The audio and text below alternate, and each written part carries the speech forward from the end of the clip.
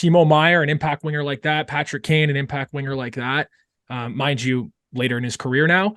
Or is it more of a guy to shore up the center depth, like a Ryan O'Reilly type piece, or a Barbashev, or like a a guy who Nick plays Paul, what both? Tampa did last year. Yeah, let's say, what would you err on if you had to give your best guess? More of the impact winger or the versatile, can slide into second and third line winger center type player? If you told me you could put Ryan O'Reilly on this team, I would say put him on there and make everything else work. Yeah. You know, right now their third line center options are either Ryan Nugent-Hopkins, who is not, in my mind, a classic third line centerman. I think he's a top 6 left winger on a really good team. That's what he is.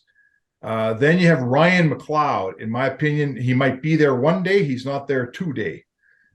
He's a good young player. I like him. He's one of those cheap young contracts you need on every good team, right? Mm-hmm. And the Oilers have a few of those, and those guys are playing okay. Holloway's a good young player. McLeod's a good young player. Broberg's cheap and young and good. Bouchard's still on his ELC. They got enough of those guys. To me, they need a guy that can win a key face-off late, a guy that can defend a 2-1 lead late.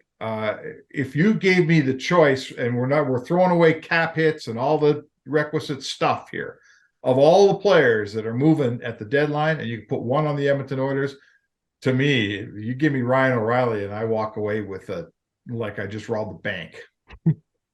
Yeah, I wonder if the Blues, well, these two teams we're talking about, the Blues and Sharks, because I look at the Blues and I'm like, Ryan O'Reilly, Barbashev, kind of what you talked about, Lucas. It's like those two guys I could see as fits for the Oilers. And I also look at the Sharks, like even if they're talking about guys like Meier and Karlsson, I wonder if like the Sharks have quite a few depth guys. Like even a guy, I'm not saying this is necessarily for the Oilers, but a guy like Nick Bonino, he had the crazy playoff pedigree there. So I wonder if there's guys like that slip under the radar, but maybe a third or fourth round pick. And I wonder if that becomes like a Puljujarvi type deal, because then the cap just matches. And then you're also adding a guy that fits what you're looking for in the playoffs. Yeah, I think this is what I think for sure. Again, they're a dollar in, dollar out team. I think that no matter whether or not Holland could hit any version of a double or a triple or a home run up near the top of his lineup, you know, with a one of these really good players we're talking about, he will find some help. He'll find a Sam Lafferty out of Chicago, you know. He'll find one of those depth guys. Last year he brought in Derek Brassard. Didn't have the impact he hoped, but that's what he was shooting for.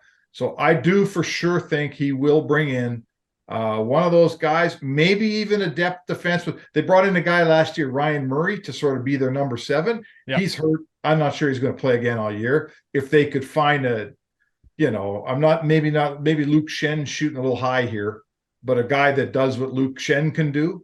You got $3 million going out in Puljujarvi that might be able to facilitate that if you can find cheaper guys. So he won't do nothing. I think it's just the degree of the something he does that we're all questioning.